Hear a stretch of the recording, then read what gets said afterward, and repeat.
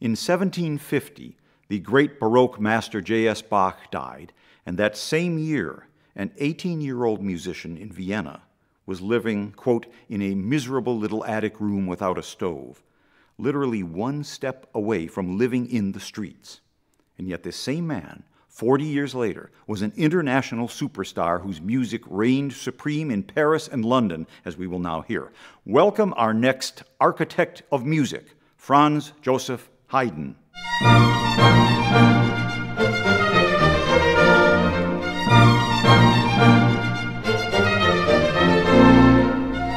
And Haydn's rise to fame was astounding. His belief in his abilities, his continual quest to develop his skills, gradually becoming known in royal circles as a remarkable talent who would ultimately be appointed court composer to the renowned Prince Nicholas Esterhazy, a man whose love of music and generous support of Haydn provided the composer with a 30-year gig during which he produced an amazing amount of music for his patron.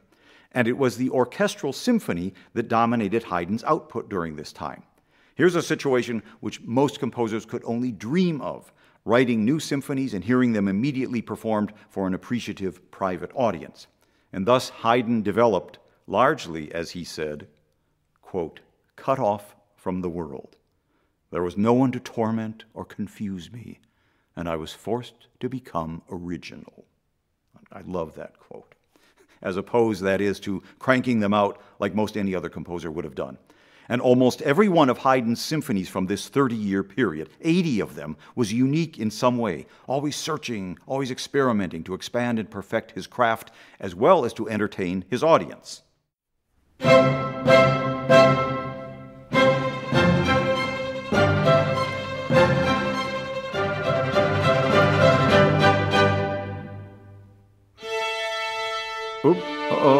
Wait. Oops. Oh, the violins forgot to retune. Okay, let's start over again.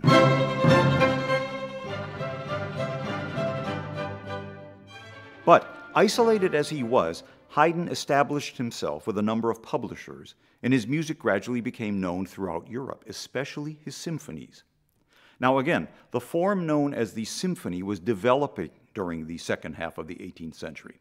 And we find composers breaking away from that short three-movement overture model we discussed. You might find a symphony with a strict sonata form first movement once in a while, or sometimes a fourth movement added, a minuet movement.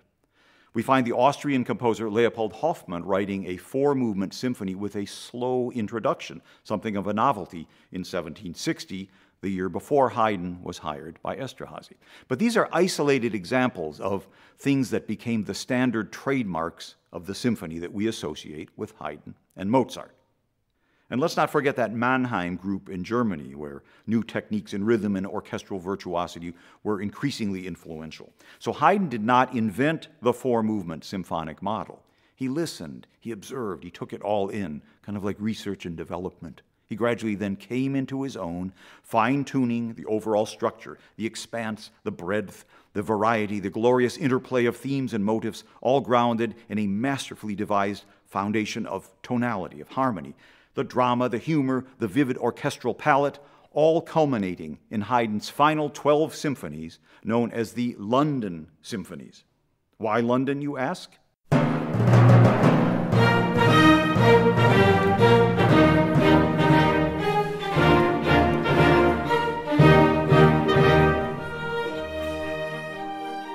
London, where Haydn wrote this delightful march to honor the Royal Society of Musicians.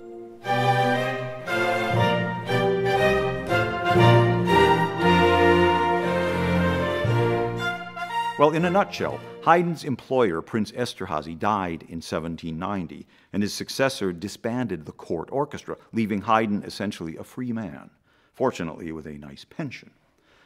Now, there was a very enterprising musician at this time, a violinist named Johann Peter Salomon, who had established himself as a high-end entrepreneur in London. He was on the continent recruiting singers for his prestigious concert series in London when he heard that Haydn was between gigs. The story goes that Salomon showed up at Haydn's place in Vienna one day and imperiously announced, "I am Solomon of London. I have come to fetch you to England." Or or words to that effect. And thankfully for us, and for the art of music in general, it happened. So we will now explore the first movement of Haydn's Symphony No. 102, composed in 1794 for his second big residency in London. It is perhaps the crowning glory of his symphonic output. When composing, Haydn supposedly prepared by dressing in his best clothes, saying, "If I'm going to commune with God, I must be properly dressed." And at the top of the first page of each of his new works, we find the Latin inscription, "In nomine Domini," in the name of the Lord. And the slow introduction to the first movement of this symphony, No. 102, indeed seems to evoke the vastness of the heavens, the cosmic deity hovering over all. The entire orchestra plays one note, B flat in several octaves. B flat, the main or the tonic key of the symphony, tonic as in tone. But this sense of vastness, the universe, is anchored by this magnificent column of sound.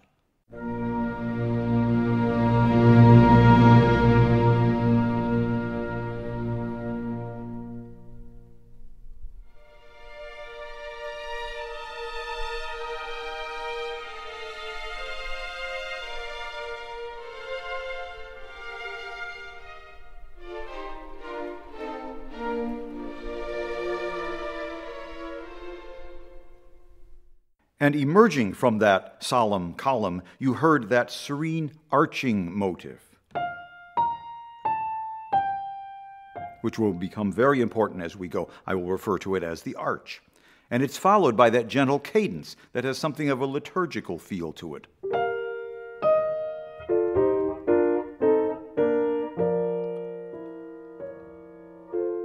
And then it all repeats. The huge column of sound, the arching phrase, the liturgical cadence, which resolves differently this time. Like so, going to the polar key of F major. We call it the dominant key. But at any rate, Haydn now compresses this cadence because it's barely finished. Like so, and already in the lower instruments, that arching figure is coming back. It moves into the minor key. The music darkens as it expands with these harmonies. Still that arching motive is going.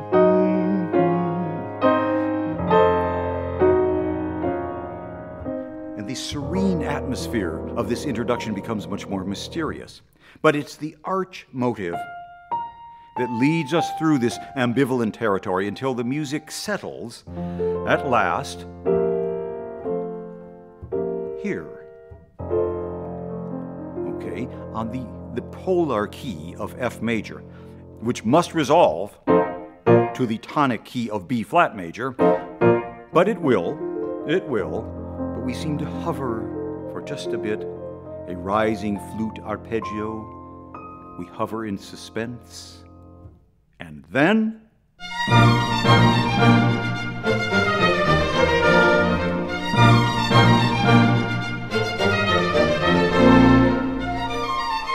the exposition of this sonata allegro movement bursts forth, and Haydn marks it vivace, full of life. And let me point out a few things about this exuberant main theme. First, the descending motive of 4 notes, repeated. So we have, and most importantly, this little figure. The first note is different from the others. Hang on to this compact little motive, because it will practically power this entire movement, and there's something very revolutionary at work here, which I'll get to. So we have this group of 4 descending notes, and this little powerhouse motive, which then continues like so. I'll play it slowly.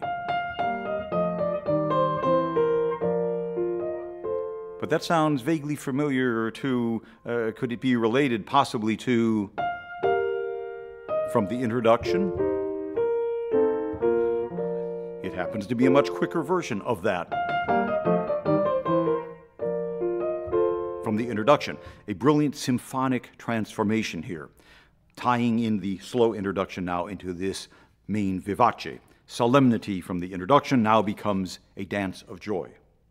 We then hear the second theme of this exposition, which is really part of the first theme, but we'll call it the second theme. And it becomes increasingly important as we go. It's this in the violins. It's very vigorous and marcato, or accented. But Haydn is now having a great time by combining this tune with its inversion, that is, the same tune but turned upside down. So the theme is, and its inversion in the cellos and bass is this. And here's how they go together. But the fun doesn't stop there, because at the same time, in between these two voices, high and low, Haydn uses that little powerhouse motive to propel things along, like this.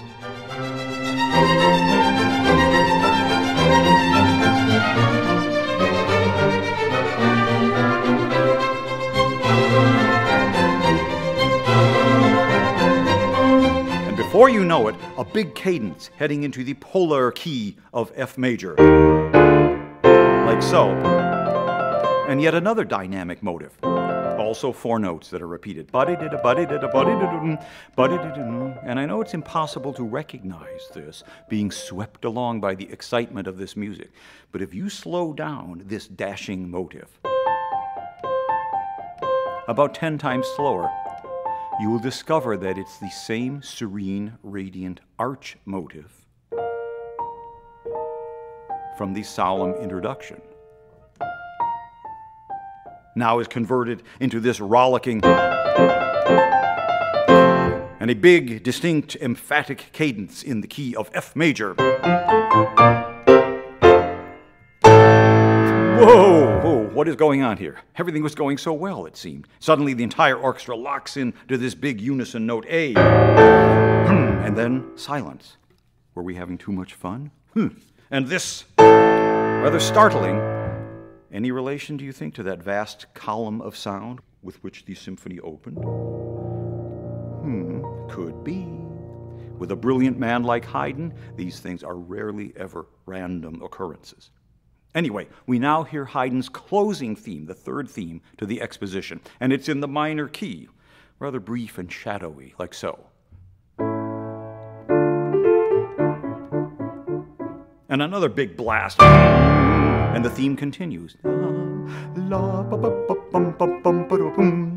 But no big deal. Things are back to normal now. It's like the boss came in and chewed us out. You guys better get back to work. And as soon as he leaves, the fun resumes.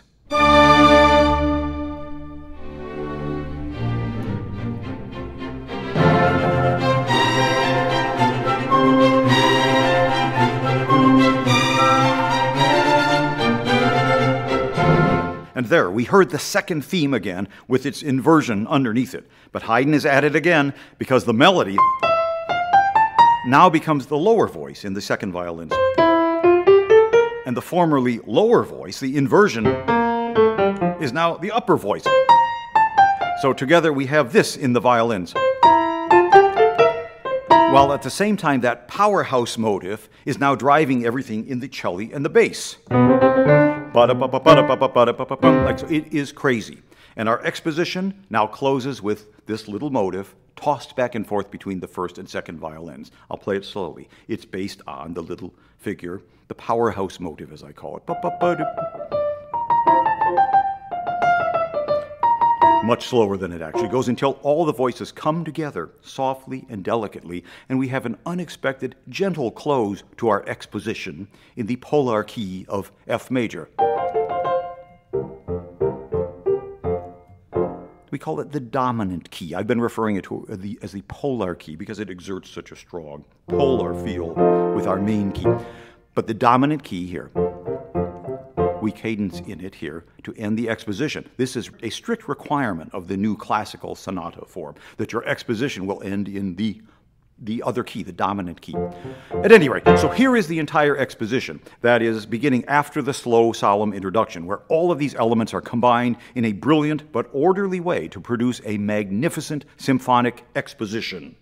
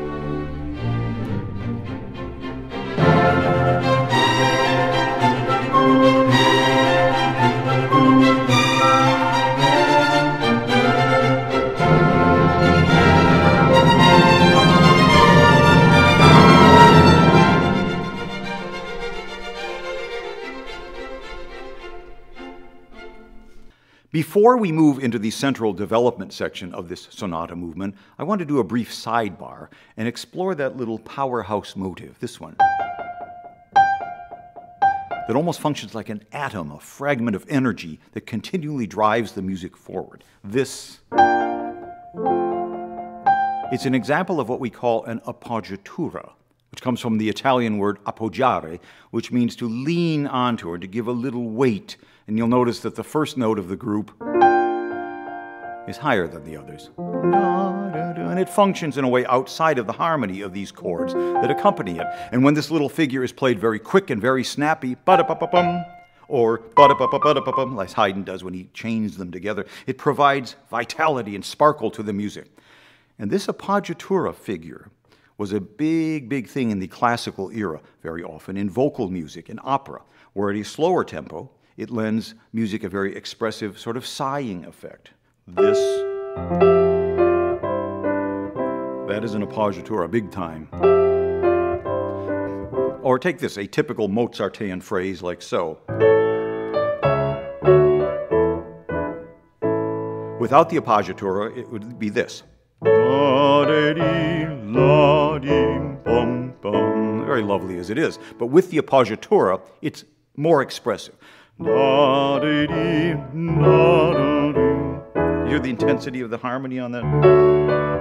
Aha. Here's an appoggiatura that we all know and love. Dear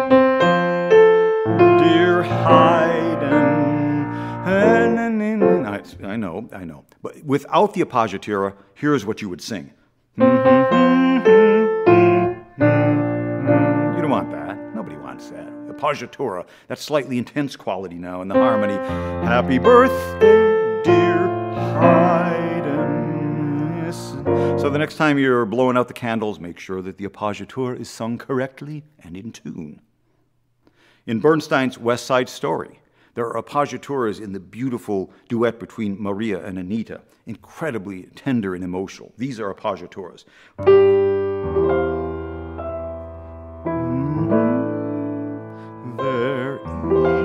Hear the intensity on that chord and the way it leans and resolves down. When love comes, etc. But back to Haydn. In his Symphony 102, he uses a very quick, dashing appoggiatura to liven up his main theme. La-da-ba-ba-bum, that, da-da-da-da. And then he goes way beyond the main theme, as we've seen, using this powerhouse appoggiatura to provide continual rhythmic drive to the music. And this is perhaps the single most important aspect of Haydn's symphonic writing. The one thing that he pioneered, it was revolutionary, and that is crucially important in discussing the architecture of music, the techniques which composers use to construct their symphonic edifices. In this case, a superb example of symphonic writing. Haydn's taking that tiny appoggiatura and using it to build the movement, brick by brick, as it were, sometimes high, sometimes low, or chaining them together. This was of major significance in the history of music. Haydn's brilliant use of, in 1,000 different imaginative ways, and then his transformation also of that lovely arch from the introduction into this raucous, this technique of motivic development, the repetition of compact little motifs from which new ideas spring forth. This was Haydn's major contribution to the form, which set the bar for true symphonic writing right on through the 19th and 20th centuries. Just ask Beethoven, Brahms, and Sibelius, whose music would not have reached its level of true symphonic greatness without Haydn's pioneering technique, which they all used. Now, about this development section, the middle of the first movement sonata form, let's see where Haydn will take us, considering that his brilliance has been operating in overdrive up until this point. So now, when we last left our pal Haydn, the exposition ended in a very delicate and genteel way. But don't let that fool you, because there's another big unison blast, the same one that announced the third theme, the closing theme. It reappears now, followed again by silence. Then the main theme begins, now in a new key. And there's, sure enough, that appoggiatura motive, keeps chugging away. Sometimes it's high, sometimes it's low. And this leads to the three major events of this central development section, and I will detail them now. The first event is a little fantasy on the exposition's closing theme, the third theme, the formerly shadowy theme, that in the minor key. Now it's graceful, almost whimsical, in a new unrelated key. And it's in the major key, too.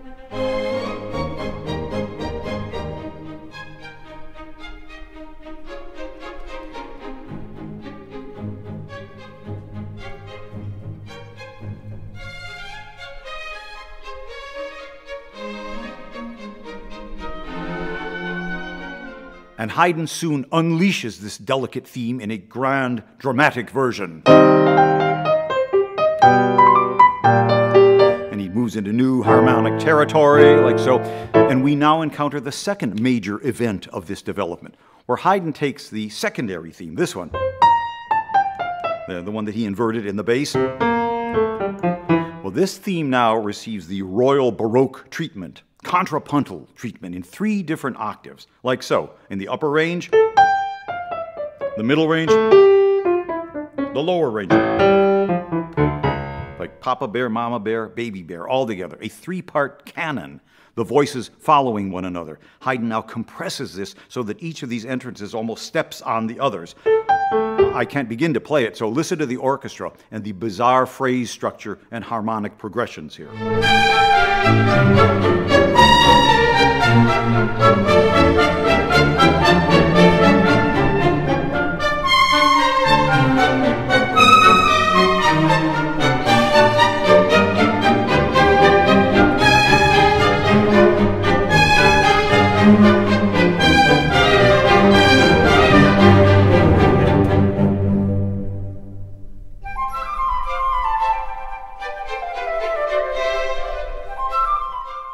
Well, isn't that nice? Time out for a lovely little flute interlude. Our main theme, light and innocent, unaffected, it seems, by the storm that's about to hit. The third and final big event of this development. And it's our appoggiatura motive, both ascending and descending. Now pounded out by the full orchestra.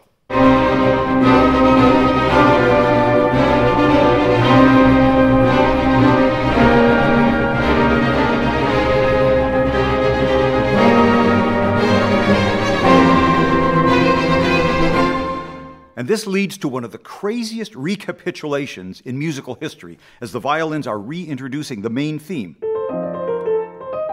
And the flute and oboe then echo the violins, but softly and gently, delicately, like little birdie calls. The oboe, the flute, while underneath, the timpani, the kettle drums, are rumbling, boiling over, a tsunami in the back row of the orchestra that practically obliterates the flute and oboe as it crescendos.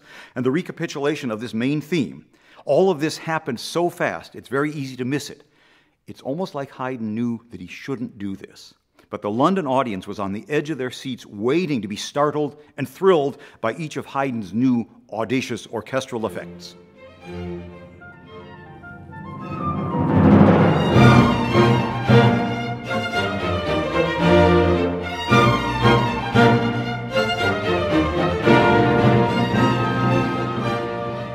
And the recapitulation is upon us.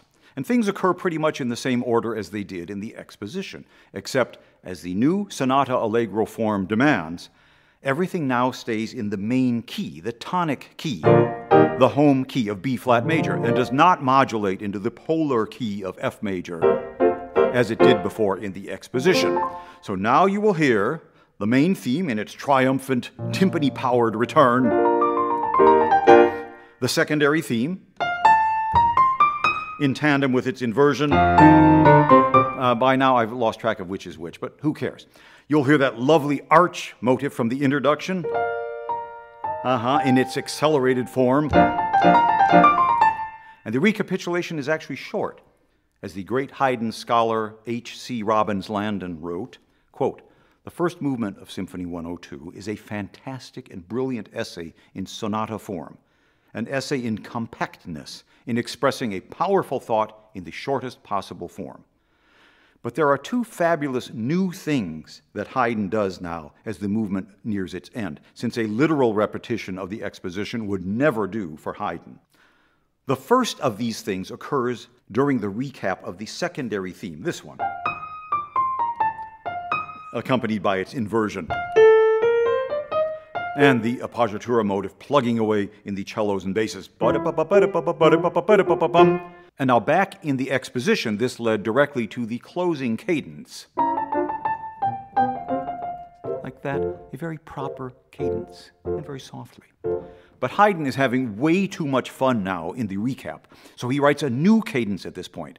And what it is a succession of chords that is as delightful and as humorous as can be imagined. All the contrapuntal activity stops, all the and just for this very brief moment, everything lines up vertically in short, blocked chords played by the strings. It's this progression.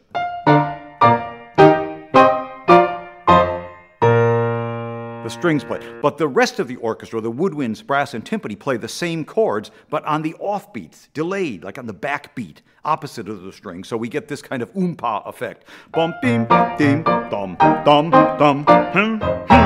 It's like the old village band is honking away. So you get this very brief, jolly, bouncy event that must have delighted Haydn's first London audience, especially as it now plunges the music back into the darkness of the introduction. But only for a moment.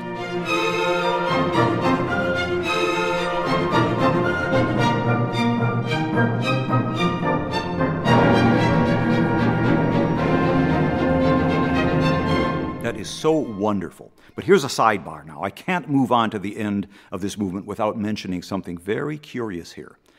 This jolly oompa passage that Haydn just tossed in, it's based on a very standard harmonic progression. These chords. And that you would usually go here, but here he takes us back to.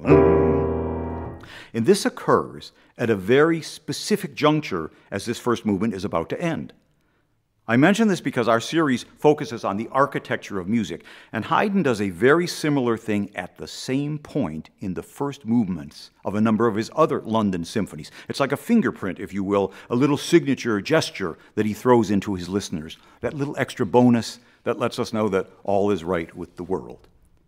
Here's a couple of examples from his other London symphonies. This same parallel event in his Symphony No. 96, called the Miracle Symphony. Just before the end, we're in this key of D major. Just before the end, there's this unexpected dramatic turn into the minor key.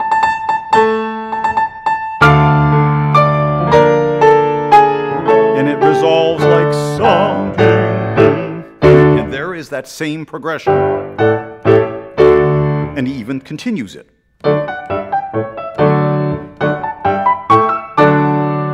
Brilliant conclusion to this movement of the Miracle Symphony No. 96. Here it is.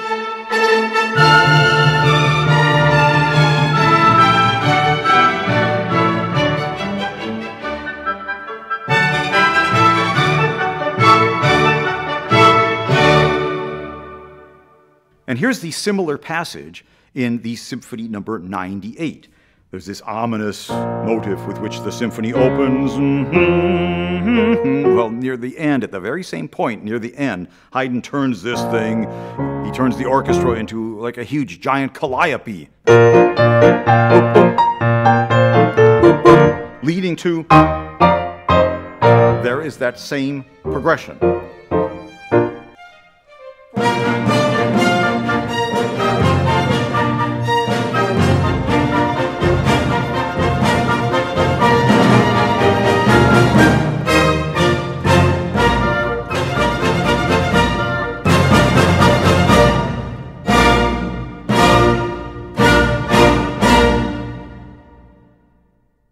And here, in his next symphony, No. 99, which may be my favorite of all of them, again, near the end of the first movement, we're hearing Haydn's whimsical little secondary theme.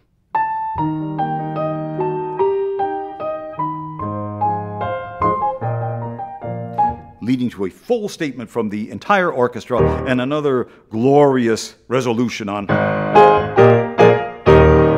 Here it is.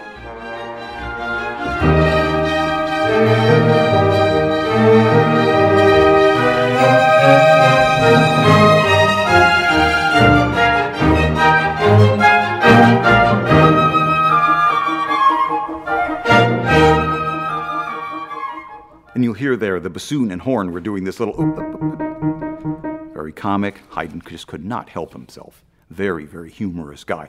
But all of these are based on the same basic sort of harmonic progression. It's very expressive and very liturgical. And in each case, this material, this progression of harmonies, does not appear anywhere else in the music. It is unique to this specific juncture near the end of each of the first movements. And I would imagine that Haydn's London audience recognized this happy little gesture and really appreciated it, as I hope you will so many years later. But back to Symphony 102 and the coda. And a little attempted start up here at the main theme in the flute and the upper strings. It's very light and airy. Haydn often does this sort of thing like, come on, let's get it going, guys. A bit hesitant. And here is the second and the final of these really wonderful new things in the coda. When the theme gets to that appoggiatura motive, that all-important motive, yes, Haydn very subtly expands upon it like a real symphonic composer does. He takes us back to the mysterious cosmic quality of the slow introduction, just a glimpse of it, a fleeting memory of it, as he augments it or slows it down like so, and stretches it even slower. And it stops, leaving us hanging in the void for just a second, as if the mysteries of the universe reside in this brief, intense silence. But the response now comes in Haydn's use again of this appoggiatura motive. Now it's in the violas, celli, basses, and bassoons, almost as if it's being sung by a robust male choir. And even though the tempo is very fast, the passage still reveals something of the expressive nature of the classic appoggiatura. It's this figure. This is slower than it actually occurs. But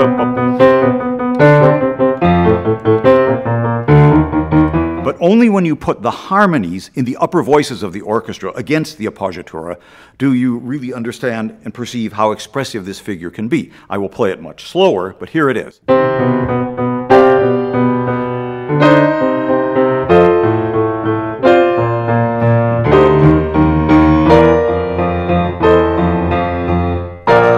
Of course, in the symphony is much faster than this. And the appoggiatura motive now rings out between the first and second violins, and then, as at the end of the exposition, everybody comes together, everybody lines up vertically as the appoggiaturas just cascade and cover the world in musical glory. Here is this passage from the coda of the Haydn, Symphony 102.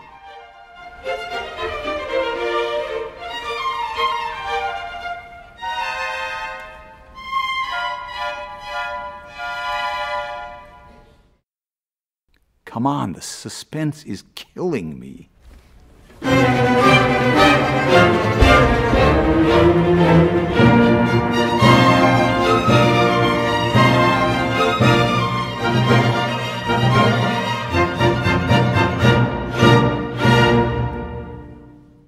The symphonic form, in this case, being barely able to contain the joyous energy of Haydn and his genius. And this could be said equally, of course, of the symphonies of Mozart from this same era. And wait till we get to the symphonies of Beethoven. The scope, the expanse, the architecture of the symphonic form, its new design under Haydn and Mozart was astonishing. No longer was the symphony a light, decorative, pleasing private entertainment for the royalty. Haydn's London symphonies, beginning with number 93, were the first ones he was writing for the public and the press, for an expanded, large-scale audience. And he responded with a series of 12 brilliant, diverse, and sublimely beautiful masterpieces. Here now is the entire first movement of Haydn's Symphony No. 102 in B-flat major, starting with the slow, solemn introduction in our play-by-play version, where I will call out all the things we've discussed as the music progresses, after which you will hear the entire movement again without my commentary. A vast column of sound. And there's the serene arch motive.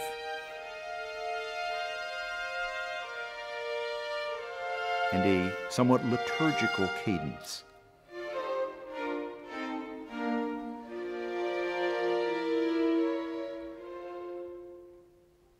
And we repeat.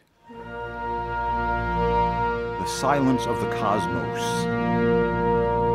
and this expansive sense of calm that hovers over us. There's the arch. You hear how the harmonies change in the same liturgical cadence, but now altered and compressed a bit now, because in the cellos and basses, here's the arch theme beginning again. It's in the minor key.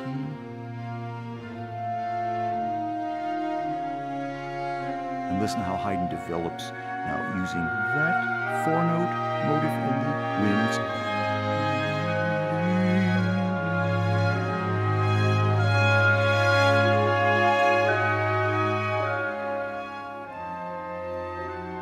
Haydn is spinning out this entire solemn, mysterious introduction using that little arch motif. Here it is in the oboes, in the bassoons.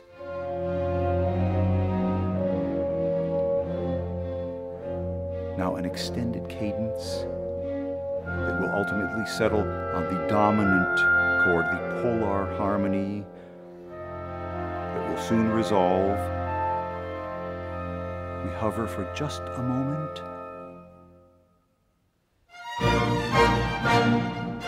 Our exuberant main theme of the exposition. It's light and airy now. The appoggiatura is there. Ba-da-ba-ba-bum. Nature has come to life, it seems, and listen to Haydn spinning out that appoggiatura. Ba-da-ba-ba-bum, ba-da-ba-ba-bum.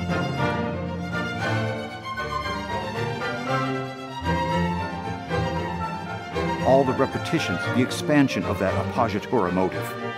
And here is the second theme, with its inversion in the cellos and basses. And in between, that little appoggiatura chugging away.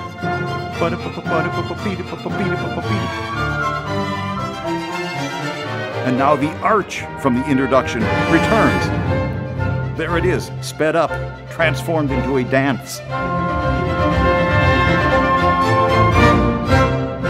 The big blast and silence.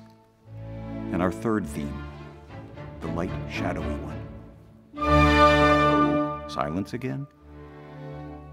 And the theme now concludes. The festivity resumes, the second theme, and its inversion. The cellos and bass have the appoggiatura. The appoggiatura back and forth between first and second violin. Now everybody lines up. And we cadenced in the dominant key to close the exposition. The development section. The big blast and our third theme. Now the main theme in a new key. And listen to how that appoggiatura motive binds everything. Here it is. In the cellos and basses. Now the three big events of this development section. First, a fantasy on that third theme. Now it's in the major key. Very light, very airy, very delicate. But Haydn's setting us up because the music now moves through this new harmonic territory. And the third theme now bursts out in total dramatic mode. And now the second big event, the round that's based on the second theme. All three voices, they're all following one another, in pursuit of one another, it seems. Here's a repeat. Into new turbulent harmonic territory. This is a classic development section, dark and dramatic, all based on the minimal themes and motives from the exposition.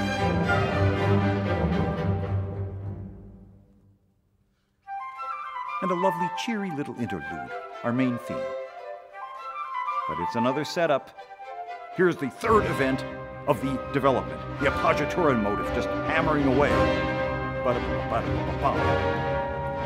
The intensity, the drama through continuous repetitions of this dynamic motive. Beethoven would learn a lot from this passage. And the motive is now bounced back and forth between violins. Now the second theme is used as a transition The first theme now reappears. And the timpani. And our recapitulation is upon us.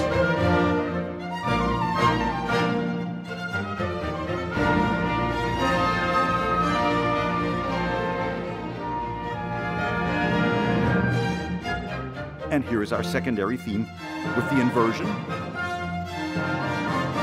And our appoggiatura is in the middle. And here is the serene arch motive, but now it's accelerated into a dance of joy.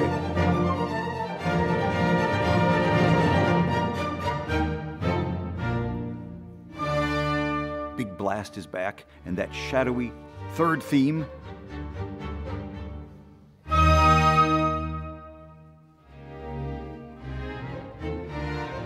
And here's the second theme again, now. And here's that signature thing that Haydn tosses in. The village band is added. Now the darkness from the introduction, which now brightens. And get that main theme going again. One more time. But it falters now, and the darkness from the introduction seems to return for just a moment. But the boundless, unstoppable energy of Haydn just sweeps it away. The appoggiatura can now no longer be contained. It's bounced back and forth, and now it all comes together and showers us in glory. That's it, I'm done.